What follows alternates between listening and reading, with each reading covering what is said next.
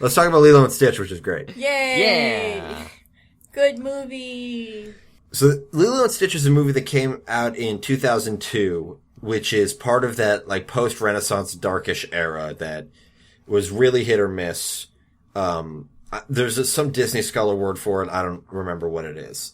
The Renaissance was from Little Mermaid to Tarzan. Tarzan came out in 98. Nope, 99.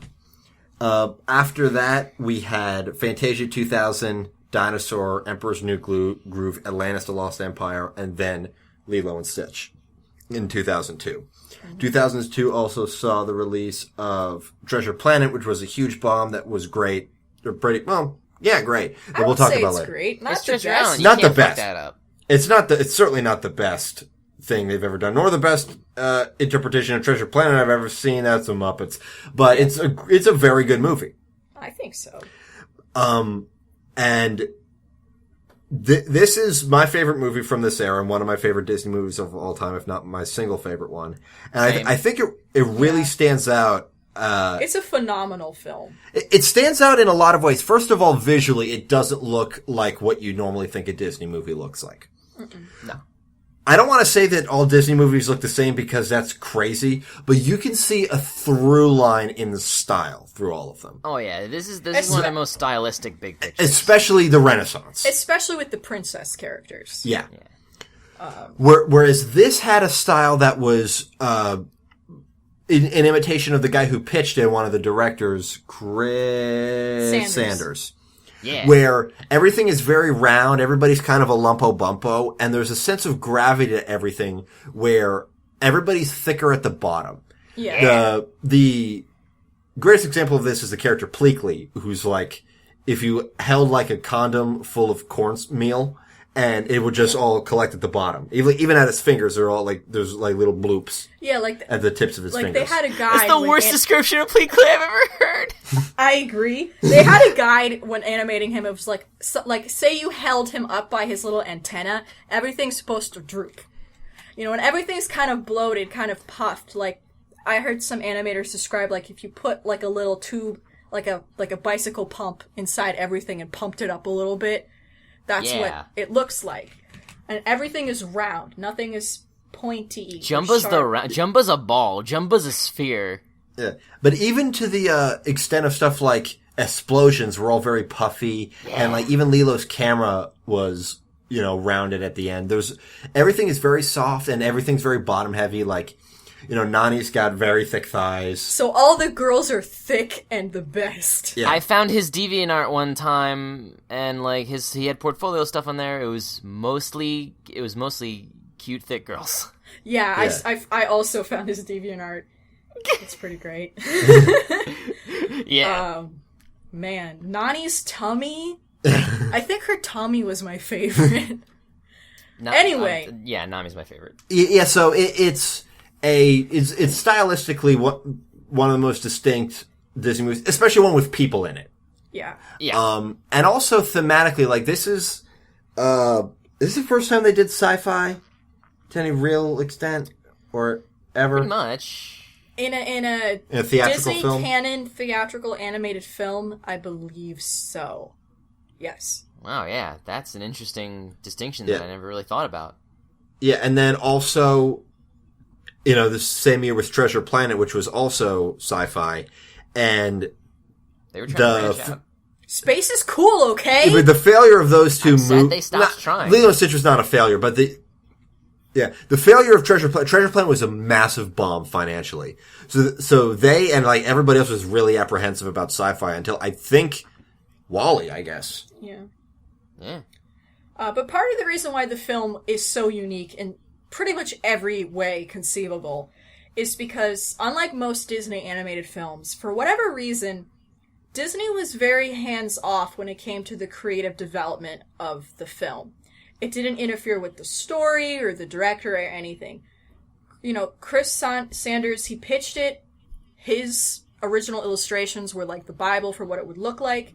He wrote the draft along with his directing partner, and they were the ones in charge of the whole project from beginning to end.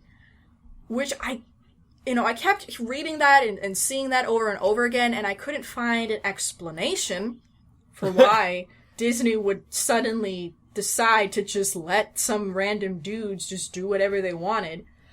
But what I did find was this, and that then Disney CEO Michael Eisner decided that in the wake of all the Disney Renaissance, like high-profile, large-budget Disney animated films, he wanted to try a smaller and less expensive film.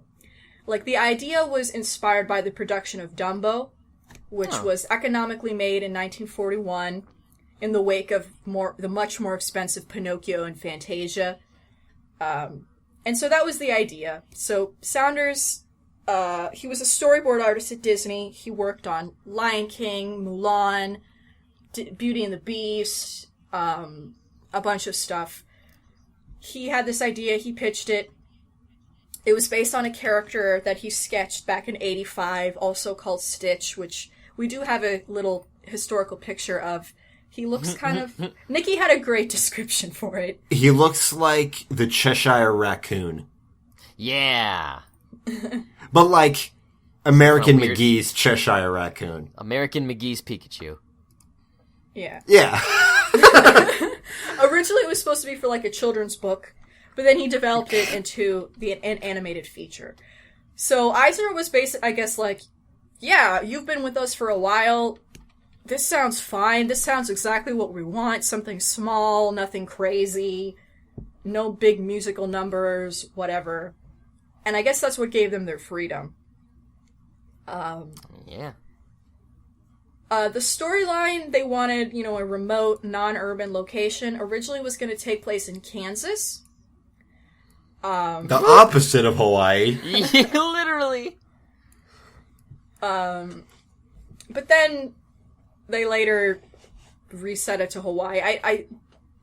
They changed it, which essentially fueled the film. I mean, the setting of this film is incredibly important to what it became, its themes, the way it was framed, and a lot of the things that made it what it was.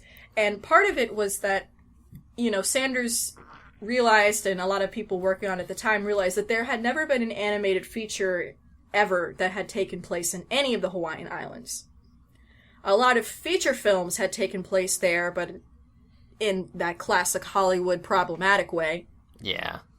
And Saunders says, animation has spent so much and has been set so much in ancient medieval Europe, so many fairy tales find their roots there, that to place it in Hawaii was kind of a big leap.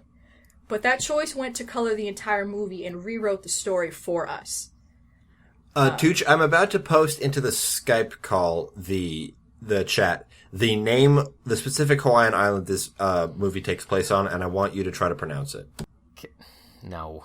No, give it a shot. There's too many vowels. It's all vowels. Give it a shot. Give it a run at it. Kauai. Here's the thing. It's Kauai. Des. Kauai. Kauai. Kauai. Kauai. Kauai. Kauai. Yeah. Kauai. I feel like Yeah, I'm it's missing a a syllable in there. I feel like there's an extra syllable in there. There are a lot of syllables in the Hawaiian language. What I've seen. Yeah, there's a lot of smushed together vowels because the language doesn't have as many consonants as, say, English. Yeah, it is the second westernmost of the major Hawaiian islands, far away from like the Big Island. I mean, at Hawaii scale, it's the island of Kauai is a third the size of Rhode Island. I looked this up. It's so tiny. That's how Stitch was able to ride around the whole thing in a big wheel in an afternoon. Because it and the island to the west of it, whose name I don't remember, are kind of further away. They've actually got a distinct dialect of the Hawaiian language. Yeah. I mean, I bet they all have a distinct dialect. Yeah, but there's one shared by those two islands, and it's probably a result of the fact that they're further away. Yeah. Nice. And like Lilo said, there are no major cities on this island. Yeah, the city that, or the town that Lilo's town was based off of was called Hanapepe, which is a real city. I mean, but apparently the name of the hometown as given by the creators was Kaua Town, which is not a real place, but it's essentially Hanapepe. which is on the same island. It's a small place. Yeah. Very small place. But, it's exactly what they wanted. So, they had this very small pre-production team, isolated from upper management, personal art style. They visited Kauai to research the locale. And that's where they got, their, thesis for this film. Ohana. Because it came from one of their tour guides, apparently. According to Du Bois, he recalls, no matter where we went, our tour guide seemed to know somebody. He was really the one who explained to us the Hawaiian concept of ohana, a sense of family that extends far beyond your immediate relatives. The idea of, yeah. And of course, as we all know, it influenced the story profoundly and became the thing that causes Stitch to evolve, despite what he was created to do.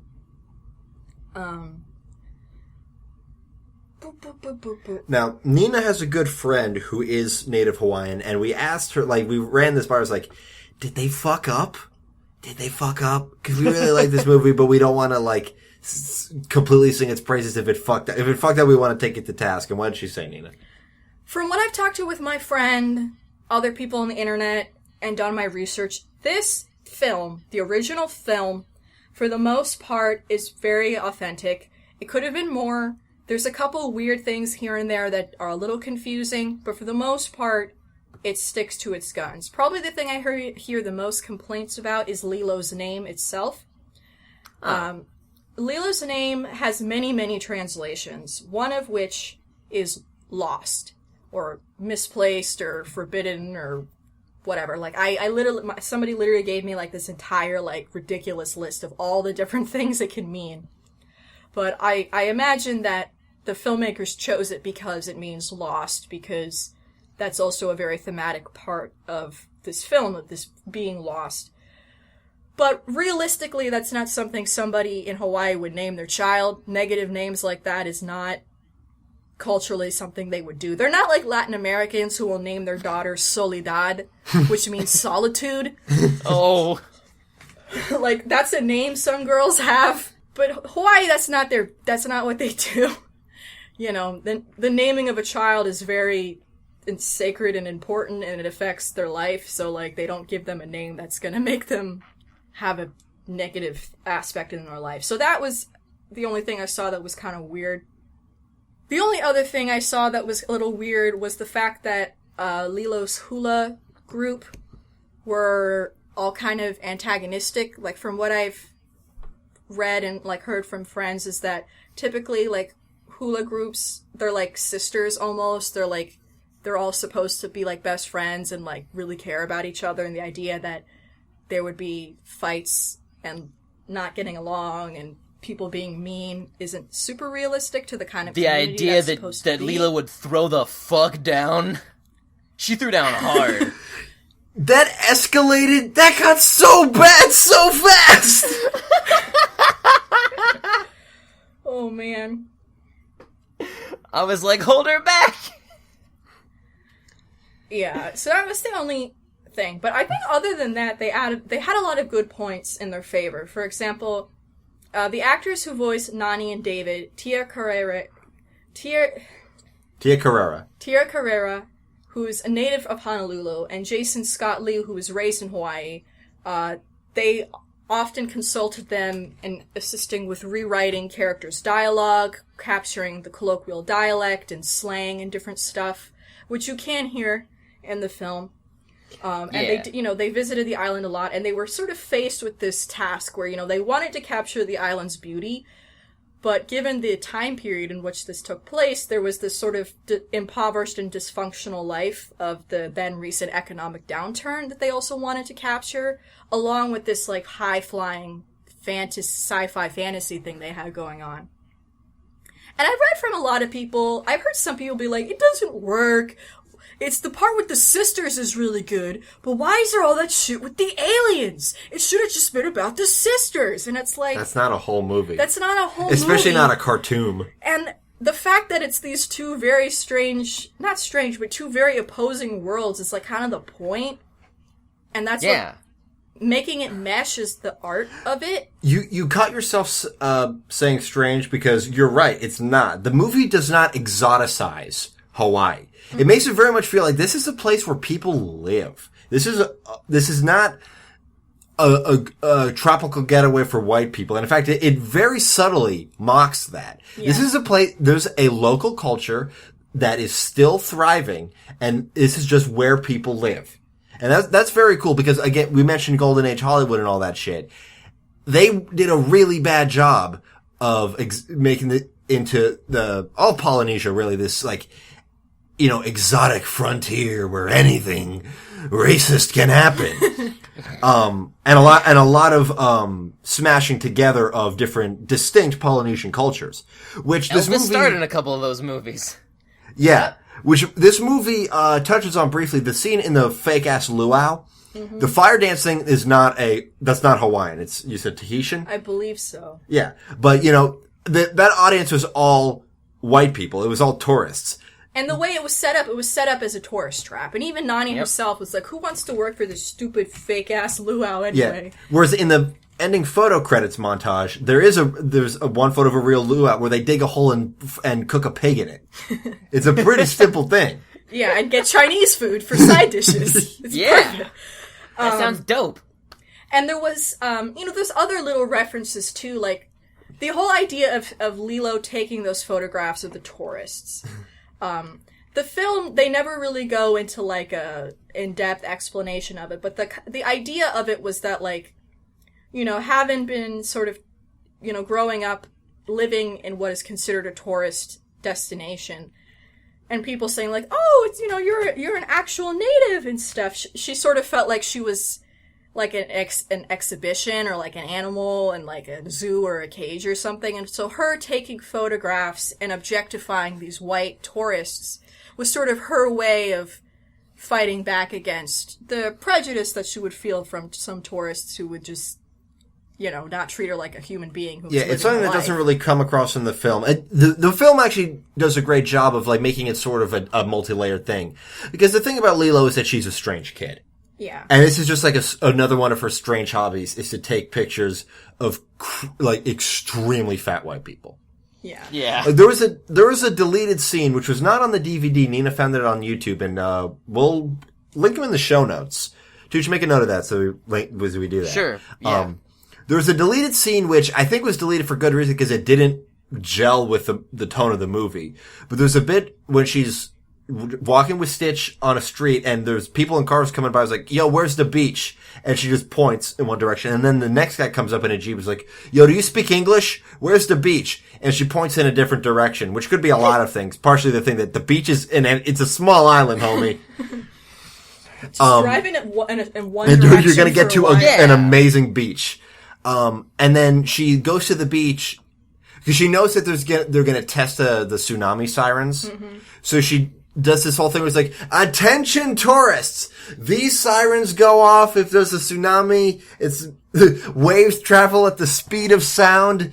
And then like she and Stitch are up at the beach is like, tourists, prepare to die! and the siren goes off and everybody panics and then Bubbles looks on as mad at them. And I'm not sure what purpose that served narratively, but it did set a tone. It was a very interesting tonal piece for her, like, her and by extent, I suppose by extension, the native population's disdain for the tourists, just walking all over like it's theirs to have. Yeah. I don't think it was interesting, but it didn't fit in the movie, like, at all.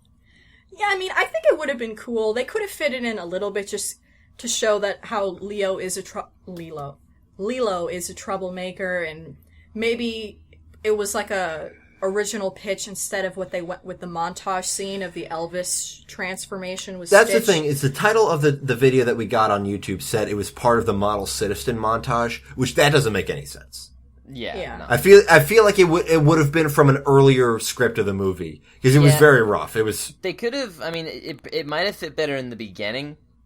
Yeah, maybe. Like before Stitch shows up, just because like that whole beginning part is her basically being like awkward and weird and getting into shit.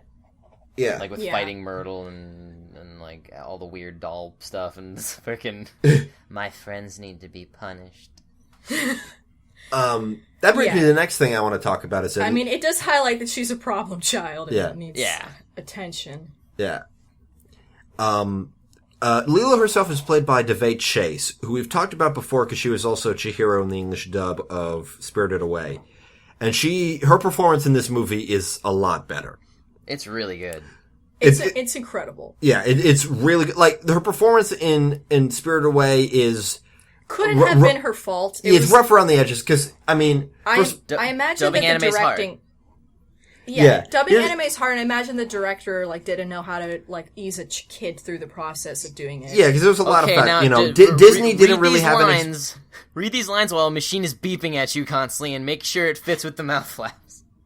Yeah, see, that's the thing, like, ADR is hard in general. Disney had no experience doing ADR, and this child had no experience doing ADR. Her previous, like, big role is, the Western way of doing voice acting, where the actor gets to dictate the pace of the animation, as opposed to the other way around. So in her, the fact she needed to get these lines in under a certain time limit, so part of that is going to involve yelling a lot of them. And maybe yelling all of them. Literally all of them. She was backed into a corner, and I think she did a great job with from what she could do. But I don't think anybody was really equipped to have her give the best performance that she could. Because this shows that she's capable, this movie shows that she's capable of way better than she was in Spirited Away. Yeah. And again, a lot of that is, directors who know what they're doing, and her being able to dictate her own pace. Yeah. And I mean, it's phenomenal. Like, it had been a while since I've seen this film, and watching it again, I was in awe. Like, I had never seen it before, just like how amazing of a character Lilo is, how unique, how different, how powerful, how uncomfortable, how, like, just strong. And the performance was amazing. Like, how complicated this little 6-year-old kid is. She's 6? Lilo is supposed to be 6 years old. Dang. Sorry, I was just gonna say, her dialogue is also really realistically childlike. Like, this is, like, Clarence levels of, this is a child. Yeah, I just love the writing of it. She sounds like a kid. Like, when she first starts talking to her dance instructor, she's, like, stuttering and, like, I had to go to the store and get the thing and blah, blah, blah. Like, it's perfect. It's phenomenal. She's like, this makes perfect sense to me. I don't understand. Why do I have to, like, spell this out for you idiots? I gotta feed the fish a sandwich. So this film went through a number of small rewrites, as any film does. Though, in this case, they would get to a pretty far process in the animatics before they realized they couldn't do the scenes. Whoops. And there's a number of scenes like that. Probably one of the most infamous is the original ending climax scene. The dogfight. The dogfight scene. Originally, instead of getting on Jumba's ship, they drive to the airport and they steal a plane. And they then chase Gantu is his name? How am I blanking on this? They chase David Keith's ship through Honolulu, like literally really threading needles, threading through building, like scraping off of skyscrapers. This movie came out in 2002. We weren't ready for that. Can't do that. Now think about it. This film was released in June of 2002. Less than a full year. Less than a full year after 9/11. And I know this is the second time in 1 month that we're talking about 9/11, but this time it's different. Like, you might have noticed rewatching the film that in that climactic scene, Jumba's character model gets a little funky. That is partly because, less than a year before the film was supposed to be out, they had to redo this entire sequence because of the fact that they put it and an animation-heavy sequence. It's not like it was dialogue, which is... No, I'm not to say that, like, that's easy. It was the action climax of the film. They had to completely redo At the most, I saw a side by side. Like, there's a lot of reusable stuff in there. Yeah. But a lot of stuff they had to, completely redo. And, like, they did a lot of work on that Honolulu. They animated out Honolulu. Yeah. They did. Like, instead of the ice cream man just being in this gorge, he was just walking across the street. My gorge narrative thing makes idea it... for him being in that gorge was that, like, he was like, finally, I'm away from society. I can eat my ice cream in fucking peace. There's not any possible way that someone's gonna fuck with my... Oh. Aw. He's like Scrat, but better. Yeah! He ate Scrat.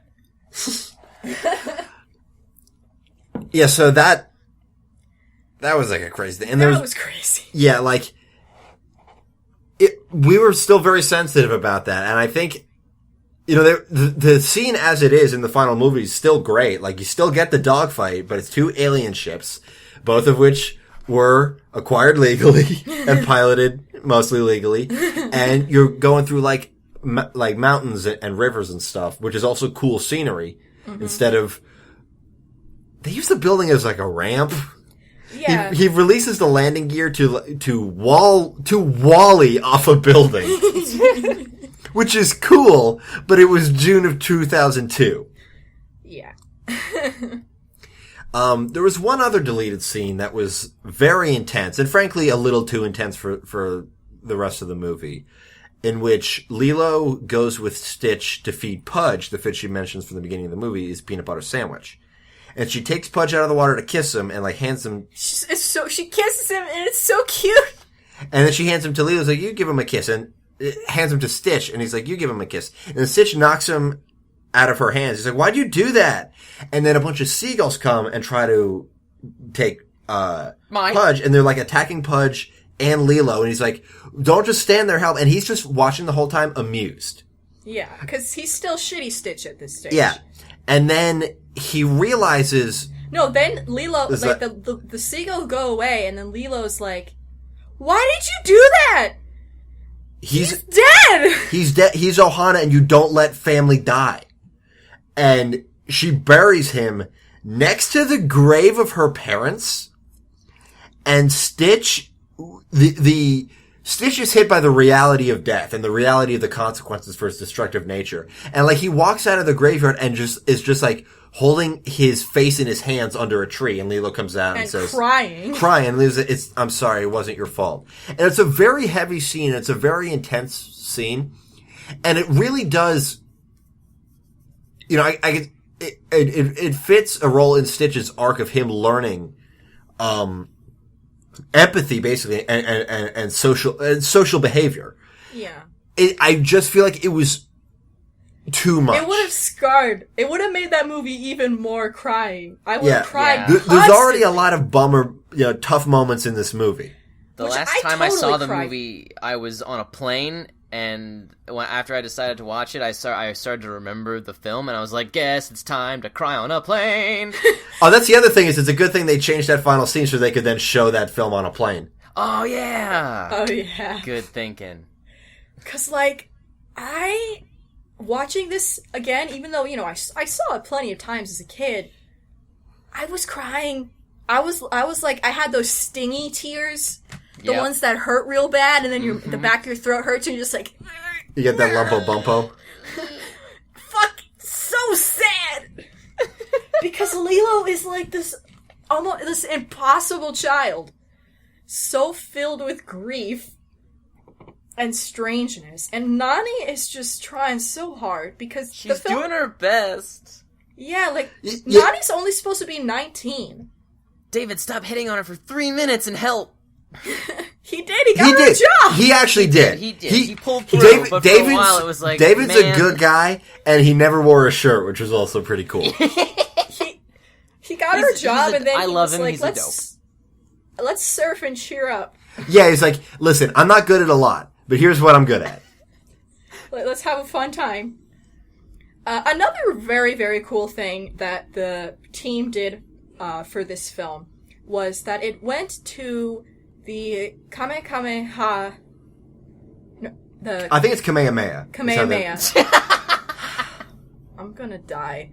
Okay, so another really cool thing that this production team did is they got a children's choir to perform 2 of the songs, the opening song and Hawaiian Roller Coaster Ride. They went to the... Now I'm scared I'm going to fuck it up. Kamehameha School's children's chorus. And, like, actually recorded the kids singing the songs. Like, this was their chorus. This was their, like, what they did. And it was so cool. Like, those songs are so rad. Like, yeah. If you haven't listened to those songs in a while, it's Hawaiian Roller Coaster Ride is the one that it's a mixture of Hawaiian, English, and some Pidgin. And then He Mele no Lilo, which is the opening song, is completely Hawaiian. And it's the raddest song. Yeah, there's a really cool featurette on the DVD. Like the DVD that came out in 2003. By the way, brief diversion, the sneak peeks on that DVD was just the dumpest. It was like Atlantis 2, Milo's Return. Oh. And was it like Country Bears. Oh, no. Jungle Book 2. And then it started getting better. Like the last one was Kim Possible. Okay, that's alright. And like one for just Disney parks. It was great, but like, yeah, it really reminded you, like, oh, this was a bright spot. This was like, This was to Disney movies what Demon Days was to music. Yeah. In the same era. Like, as soon as, like, the movie ends and the 18's cover of Can't Help Falling in Love comes in, you're like, oh. It was I hated middle school so much except for this movie. It was 2002. Fucking 18s. But then what I was saying is that there was a really cool featurette on the DVD about them going to Kamehameha. Didn't you say that that's where, No, Dee Dee went to high school with the girl who's playing Moana, right? Not with her. They went to the same high school. I mean, which is what kind of cool about Hawaii, because it's not very big. I mean, Kamehameha School is like one of the most respected schools in the island of Hawaii, so it's like the Big Island. The Big Island. Like, if you know anyone from Hawaii, they probably either went there or know somebody who went there, or their parents went there. I mean, it's just it's like the big. But what the directors were saying is that they inspected it to sound like, your typical good children's choir. They expected something angelic. What they got was something powerful. And yeah, they're right. And then they also did one about them, seeing hula performances and, using that as reference and making a deliberate point to, again, in, response to the shitty way that hula, among other aspects of Hawaiian culture, are depicted in Hollywood media. They wanted to make this as respectful and as accurate to hula as possible. And it was like, they were telling their animators, imitate every motion, every like subtle hand motion, every direction that the women are looking in. Yeah. The way that the guys with those cool drums are playing them. Yeah, like. So good. Like they filmed a performance, like, it was a choreographed performance by, professional. Set to the same song as, set to, He Mele no Lilo. And then that was their guide video. It wasn't rotoscoped, but, like, literally it looks exactly the same, but animated. It's pretty cool. There's one of my favorite single shots in the movie is when Lilo first gets into that line, and they're moving forward, and they're doing, like, this crazy series of taps with their lead foot. It's like heel, toe, side, heel, toe. It's like it's like very elaborate.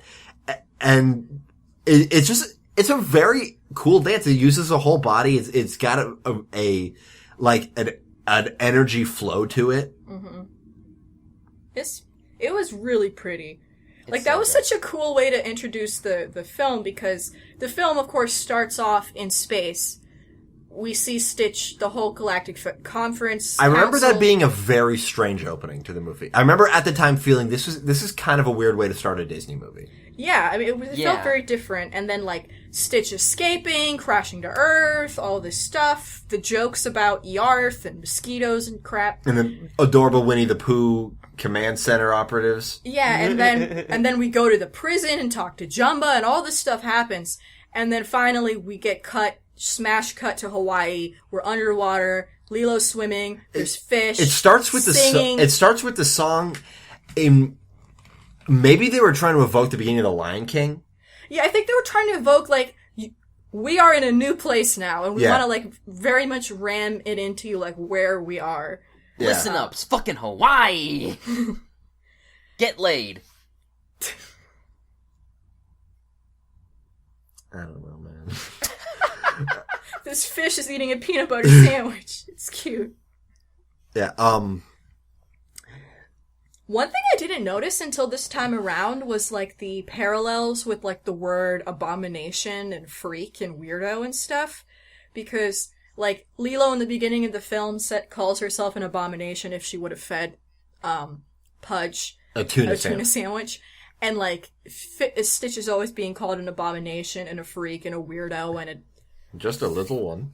a thing and, like, a freak of nature and stuff. And that's what Lilo is called a lot. Yeah. So it sort of, it was a kind of a subtle, like, link between the two of them, that they were both these outcast weirdos who come really together. Sweet. Yeah. Oh, another deleted scene is originally the trial was just Stitch on trial without Jumba, and it did not work as well. I'm glad they changed it. Yeah, because because Jumba's great. Yeah. They showed, like, some footage of the mayhem that Stitch committed on other planets, which also implies that he had been let loose, which the final cut of the movie does not. The final cut of the movie... It makes him more sympathetic because he hasn't done anything bad yet. Yeah, it implies that they intercepted him, like, as a project was finished. And also, there's a weird word choice in that deleted scene where the councilwoman was referring it to, like, mischief. People were dying. Like, cars were exploding. Yeah. Like, he was fucking up a traffic light, but, like, the cars blew the fuck up. Yeah. And I'm also glad that dulled the idea that he has the capacity to be an absolute menace. And I feel like even the final cut of the movie could have gone further in that direction. And that's really what that Pudge scene did. Is that Pudge scene, displayed in Stitch's part, not only a lack of... he had remorse, he just had no... He didn't have any... Like, innately, he had not only a lack of empathy, but schadenfreude. He was very amused by watching Lilo and Pudge get fucked up by some seagulls. Yeah. Whereas, Stitch, his crime was that he was made.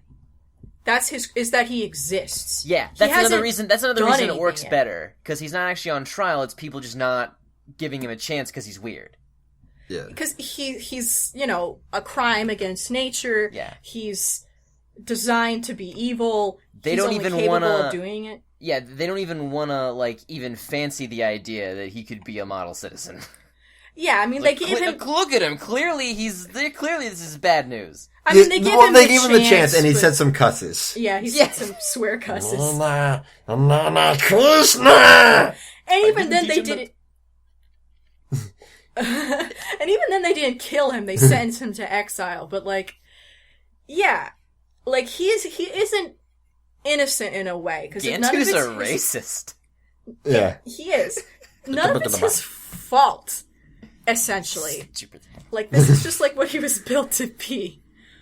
And I think that's a little bit more powerful, because it relates him more to Lilo. Like, it's not Lilo's fault, necessarily, that she's behaving the way she is. This is who she is. This is her way of coping. Yeah. She's a really young kid who went through a really crazy tragedy and, like, doing the best that she can in the way that she knows how to do it, which is admittedly very odd. And also Nani. Like, Nani, it's implied that Nani has not been working at that luau for that long before she got fired. Like, she's between jobs all the time. Yeah. And, she had to at a very young age. Like, 19 is still very young to be a mom for your little sister. Yeah. Who's still herself very young. And she's not equipped for it. No. She has the greatest of intentions, and she really does love Lilo, and she really wants to make it work. But she's not... It was something that was thrust upon her far before she was ready, and she's not entirely cut out to do it. Like, you see in her bedroom that she has all of these surfing trophies, like gold medal, like first place surfing trophies. And then in the scene, she's surfing like a real pro. So it's like it's just one thing that she had to give up along with everything else to take care of her sister. I actually missed that. That's fucking brutal. Yeah. I've actually never noticed that detail. You see it in the scene with the record player. Yeah. Because you're like, she's a really good surfer, and then you see that she has all these trophies in her room, and she has the poster of this, incredibly famous Hawaiian, Duke, who's this incredibly famous surfer. Like, she seems to know a lot about surfing. Man, yeah, that's the hardest. That's like the hardest punishment, because it's like she ended up being a single mom without even having to get pregnant. Yeah, without doing anything. Like, she went from being like, I'm 19, I have my whole future ahead of me, I can do whatever I want, to suddenly, like, ain't no money, ain't no time, like, just, my sister, I have to take care of her, but she's also incredibly difficult to take care of, she doesn't make it any easier. Yeah, and the thing is that she's at an age where she really can't really comprehend the gravity of like every. She's not trying to make it harder for Nani. She's not trying, but she's all. She's not like, she is in like a sibling way. Yeah, like she's teasing her or like trying to mess with her a little bit, but not because she hates her or wants her to like suffer or anything, just because she wants to mess with her like siblings do. But she lacks perspective to realize the consequences that like she's gonna ruin both of their lives if she keeps it up, and it almost happens. Yeah. I looked up Duke Kahanamoku, extremely handsome man. Yeah, he's cool guy. I have to close this picture. You dupe.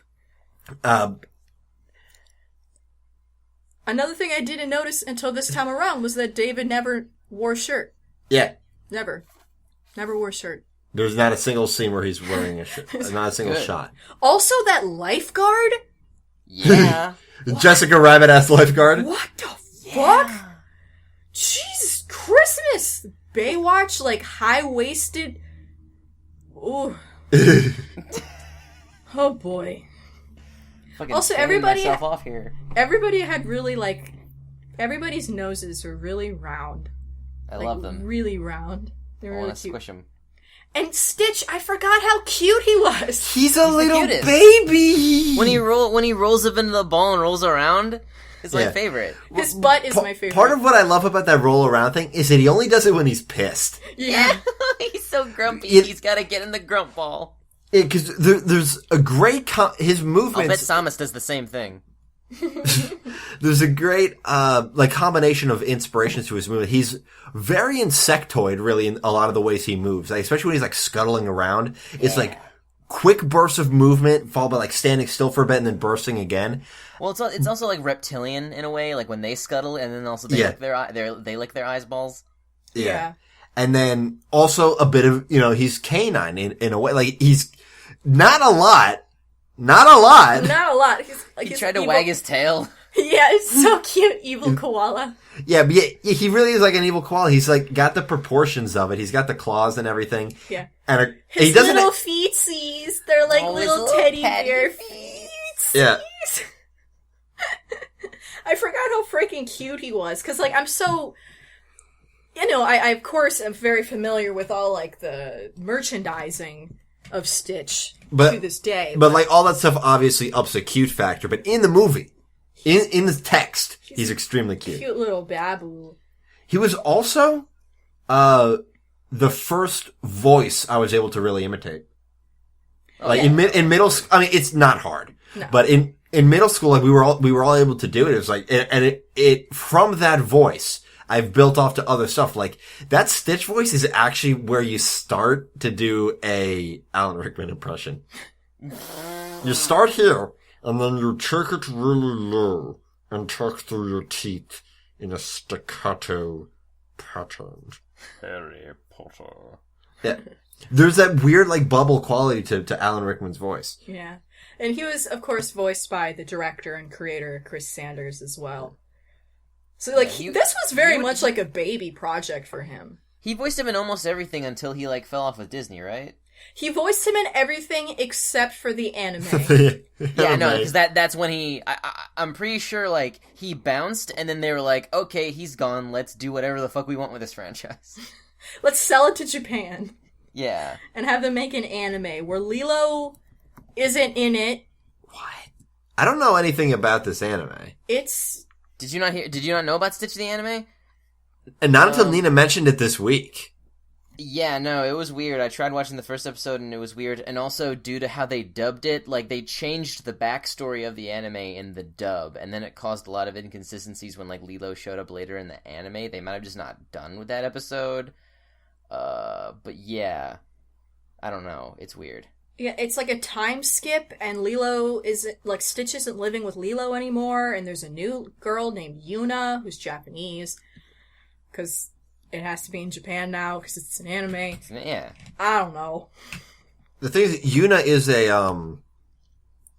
Okinawan name. So, it's still... I mean, he still has to be stuck on an island because... A tropical, beautiful, full of beautiful people. Well, it was like a perfect, like, house arrest for him, because he physically can't leave the island on his own because of his density or whatever. Like, the scene where he's trying to, like, finally warm up to everybody during the Hawaiian roller coaster ride montage is so sweet and cute. It is. I forgot about Experiment 624. Angel. She came back for the anime. She sure did. Some of those guys were good. I still see her a lot in merchandising and stuff. Yeah. Like, I always like 625. No, Sanders, even though he departed from Disney, he still voiced Stitch, including in the Kingdom Hearts games, and in a Kinect game, and Disney Infinity. Like, every single role of Stitch except for the anime he will voice. Oh, I didn't know that. Yep. Here's something that I got the impression from the end credits photo montage is that I got kind of a Kim Possible vibe that after a certain point everybody's like, ugh, we get it, you're an alien. Find somebody who cares. But apparently in the series that wasn't the case, but the series is all over the place. The series is not what we're talking about because it's kind of a hot mess.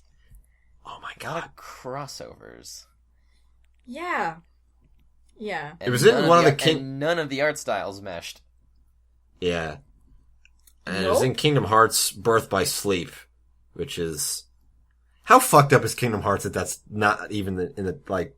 That's like the third worst title they've had. The standard is so low. The worst one's the Crazy Fraction, right? The unpronounceable fraction. And then... Yeah. I would say Dream Drop Distance is worse than Birth by Sleep, but then it's Birth by Sleep. At least that one's like a play on 3D. Yeah. Because it was on the 3DS. Like, I was like, okay, they're trying to do something. They're not just they're not just throwing alphabets at the wall. Yeah, I mean, it doesn't make any goddamn sense ever. But it makes slightly... I still want to delve into that franchise. I still want to jump into hell.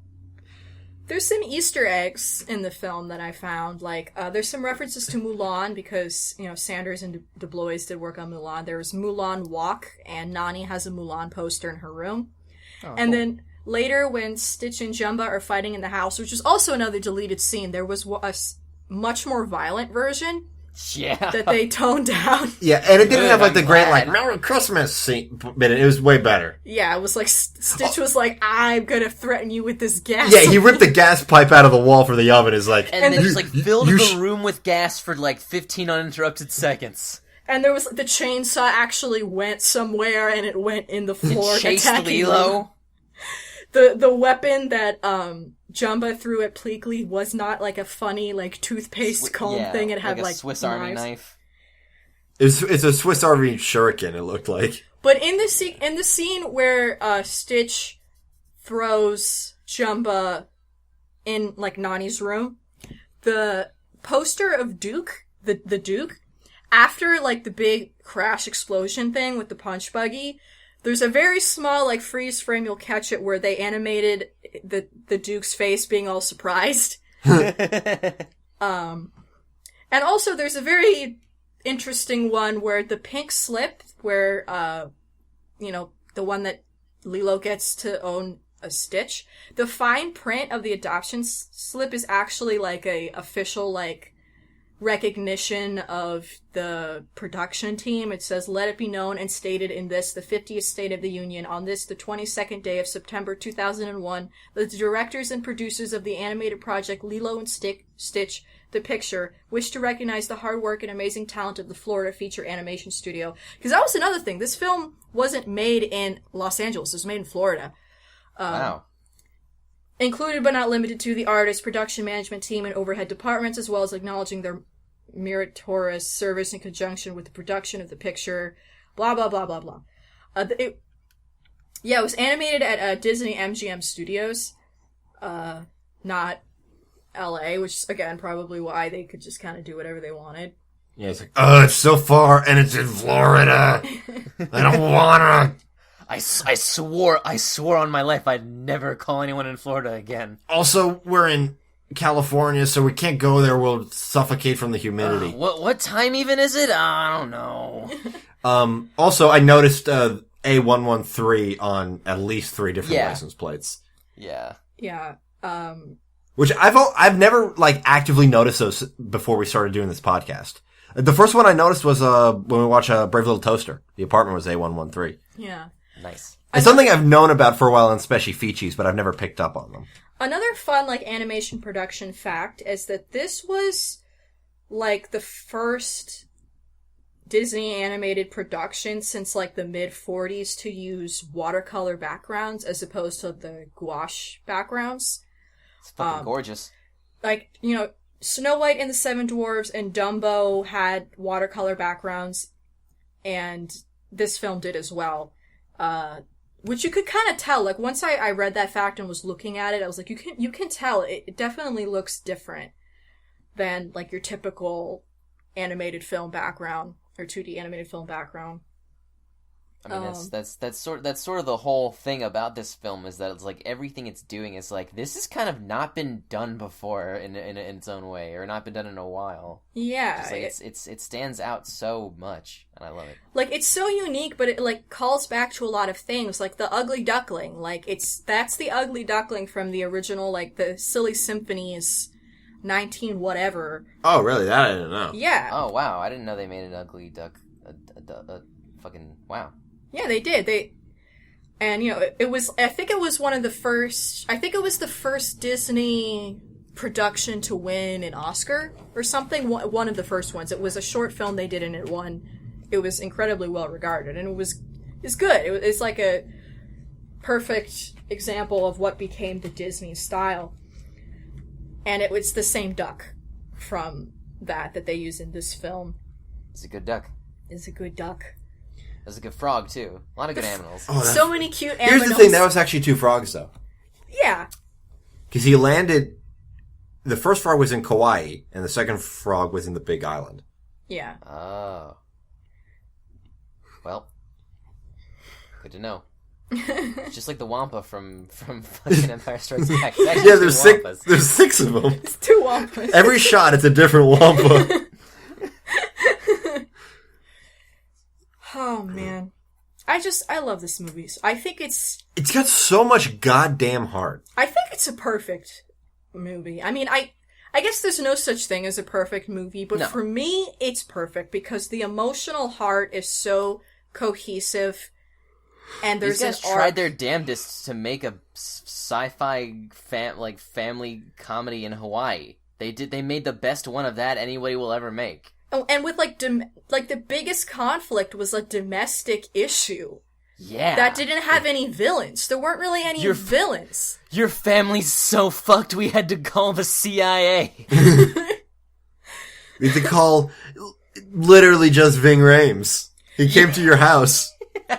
Because He's the dopest. Nobody was doing anything wrong. I mean, Gantu Everybody was doing their job. Gantu was a little mean about Gantu it. just fell off the deep end. Gantu's a baby. Gantu needs to lighten up. Gantu, you can tell he's the guy who gets to just throw his weight around all the time. He made fun of me. I'm gonna commit war crimes. Yeah. But yeah, everybody else is just doing their jobs in this movie. Bubbles is not He's not villain. an asshole. Like the scene, it's very realistic. Like the scene, when they're on the beach and he's like, look, Nani, I know you're trying. I'm seeing that you're trying, but like, It's We not need to working. think about that's what's not enough. We need to think about what's best for Lilo, and you're sadly not able to provide it. Like, I don't enjoy doing this. I'm not fucking wringing my hands together, like, looking forward to breaking up this family. Yeah. And that was another deleted scene. The original, like, scene when they make up after fighting was a little different, because originally it had Lilo telling a story that was sort of like a metaphor for her situation about a bear named Toaster, whose problem was that he smelled bad and he couldn't help that he smelled so bad. But they had to change that because even though the scene went over very well with test audiences, the problem was people were very confused. They thought that Nani was her mother. Which I remember when the film first came out, when the first trailers came out, that was the assumption that a lot of people had. Not the first trailers. Yeah, the first trailers... Or some of the best trailers ever. Yeah. Did you remember those?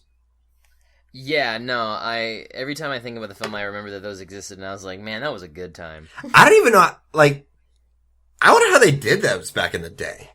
Yeah. Like, I mean, it's not like it was that long ago, comparatively. And, like, they were all A lot of the people who had animated those characters were still alive and working for Disney. Yeah, but, like, you wondered if they had to, like, rebuild a lot of those shots? I don't know. Probably not. Like, they were all Renaissance films because they couldn't do it to anything older than that. Yeah. And the fucking Back in Black. Oh, God. Oh, that I hated. It was His like, name is Stitch. Blah, blah. Nah, that's alright, I don't know what you're talking about. I thought it was I great. say staring at my wall of AC/DC posters. yeah. Oh, man. Great film. Shaky. I remember enjoying the other stuff in the franchise as a kid, but I would be very surprised if it actually held up. I definitely knew that it wasn't as good as the movies, but I was like even as a kid, I was like, I mean, this is cool extended stuff. Shit, I like that I'm seeing these characters with new stories, and like they're like I'm seeing more of the characters that I love. But obviously, the film is just so fucking different. The film is just I grew up on the land before time. I know a thing or two about extended franchises being different from their source. Yeah. But, like, this source is... It's amazing. I don't know. What? Did you look up Lassiter? I didn't see anything about Lassiter in relation to this film. Alright, So- I guess it was Treasure Planet then. So I guess it was primarily Treasure Planet. I know he didn't like the movie. I know... Yeah. He didn't have any executive power, because apparently nobody does, but apparently he didn't... I think he, like, hated it. Yeah. I mean, I don't want to say that on record if we No. don't know. I feel like I've read it. I feel like I've seen before that he was not a big fan. He was not a fan of this movie. And it's possible because he wasn't a fan of the downsizing direction that it was doing, you know? Where, you know, they were on top of the game, and then Eisner was like, no, let's, like, scale it down. And then Lasseter was like, why, though? It's possible that might have been what his problem with it is. Okay, it was a rumor that he didn't care for it, which was supported by the fact that Sanders was fired by Lasseter. Oh. Yeah. Sanders was forced out of Walt Disney Animation Studios in 2006 when John Lasseter removed him as director of the American Dog movie, which eventually became Bolt. Yeah. Yeah, because I remember that was a Lasseter pick, and I remember at the time him saying it going around that like he was not a fan of Lilo and Stitch. Yeah. Oh. Well then. So, you know, it was possible that he wasn't a fan of Sanders' way of doing things. You draw ladies too sexy. It's making me uncomfortable. Yeah. Why aren't you drawing sexy cars instead? Yeah. Yeah, so who knows?